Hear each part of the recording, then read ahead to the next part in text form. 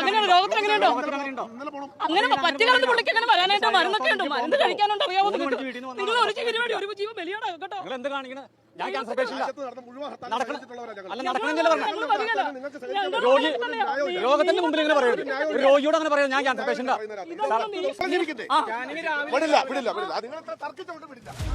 Video എല്ലാവരും കണ്ടു കാണുമെന്ന് വിശ്വസിക്കുന്നു. 2 ദിവസം മുന്നേ നമ്മുടെ നാട്ടിലൊരു ഹർത്താൽ ഉണ്ടായി. വ്യക്തിപരമായിട്ട് ഞാൻ ആ ഹർത്താലിനോട് 100% യോജിക്കുന്നു. ആ പാവപ്പെട്ട ആ ചെറുപ്പക്കാരന് നീതി ലഭിക്കേണ്ടത് തന്നെയാണ്. പക്ഷേ ഹർത്താൽ അനുകൂലികളാണെന്നും പറഞ്ഞിട്ട് ഈ മാന്യ വ്യക്തി ചെയ്ത പോക്കൃത്തരം നിങ്ങളിപ്പോൾ ഓരോരുത്തരും കണ്ടു കാണും. സുഖമില്ലാത്ത ഒരു വ്യക്തിയും അദ്ദേഹത്തിന്റെ ഭാര്യയും കൂടിയിട്ട് ഹോസ്പിറ്റലിലോട്ട് പോകുന്ന വഴിക്ക് അവരെ തടഞ്ഞു നിർത്തിയിട്ട് ഭീഷണിയാണ്. അദ്ദേഹം ഒരു ക്യാൻസർ പേഷ്യന്റാണ്. ഒരു പനിക്കോ ജലദോഷത്തിനോ വേണ്ടിയിട്ടല്ല അദ്ദേഹം ഹോസ്പിറ്റലിൽ പോകാൻ വേണ്ടിയിട്ട് വന്നത്.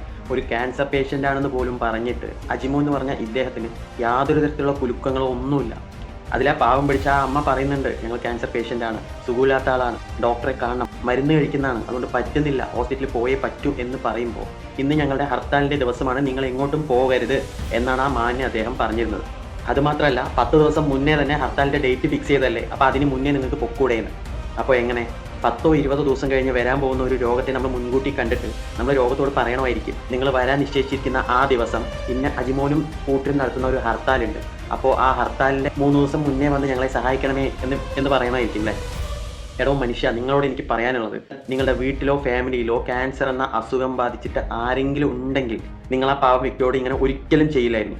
കാരണം ഒരു ക്യാൻസർ പേഷ്യൻറ്റിന് അത്യാവശ്യം അയാൾ കീമോ ഒക്കെ കഴിഞ്ഞ് സ്റ്റഡി ആയാൽ കൂടി മാസം ചെക്കപ്പിന് പോകേണ്ടതായിട്ട് വരും. ഈ മാസം ഒരു ചെക്കപ്പ് കഴിഞ്ഞിട്ടുണ്ടെങ്കിൽ ആ ഡോക്ടർ കൃത്യമായിട്ട് അടുത്ത മാസം എന്നാണ് വരേണ്ടതെന്ന് ഡേറ്റ് കുറിച്ച് കൊടുക്കും.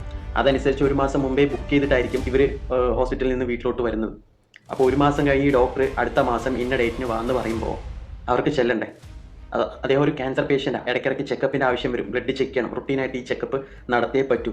അപ്പോൾ അങ്ങനെ ഇരിക്കെ ഡോക്ടറിനെ കാണണം അല്ലെങ്കിൽ അദ്ദേഹത്തിന് സുഖമില്ല എന്ന് പറയുമ്പോൾ ചോറ് തന്നെയല്ലേ തിന്നണത്? ഒരാളുടെ നീതിക്ക് വേണ്ടിയിട്ട് വേറൊരു ജീവൻ പകരം കൊടുത്തിട്ടാണോ നിങ്ങൾ ഹർത്താൽ വിജയിപ്പിക്കുന്നത്?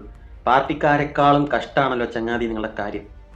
എന്നിട്ട് ഈ പാവങ്ങൾ തർക്കിക്കുന്നു എന്നും പറഞ്ഞിട്ട് അവരെ തിരിച്ചയക്കുകയാണ് ചെയ്തത്.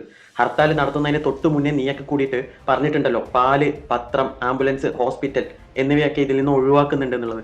അവരവിടെ ഹോസ്പിറ്റലിൽ തുറന്നു വെച്ചിട്ട് മൂക്കുപ്പൊടിയും ഹാൻഡ്സും വിൽക്കാൻ വേണ്ടിയിട്ടല്ല ആ ഹോസ്പിറ്റൽ അവിടെ തുറന്നു വെച്ചിരിക്കുന്നത്.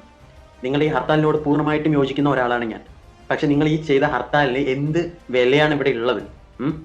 ഒരു ജീവന് വേണ്ടിയിട്ട് വേറൊരാളുടെ ജീവനെ നിങ്ങൾ ചോദ്യം ചെയ്യാൻ. എന്തായാലും 14 ദിവസം റിമാൻഡിലായല്ലോ, വളരെ നല്ല കാര്യം.